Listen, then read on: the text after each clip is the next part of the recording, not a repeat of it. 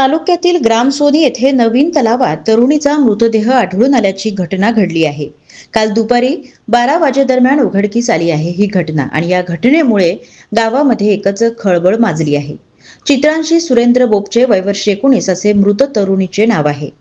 चित्रांशी बोपचे ही शनिवारी दिनांक 29 ऑगस्टला सकाळी 11:30 वाजताच्या दरम्यान घरातून बाहेर निघून गेली होती आणि दुपारच्या सुमारास कुटुंबियांनी इकडे तिकडे तिचा शोध घेतला आणि यातच सोनी येथील नवीन तलाव येथे तिच्या चपला असल्याचे कुणीतरी सांगितले आणि यावर पोलिसांना माहिती देण्यात आली।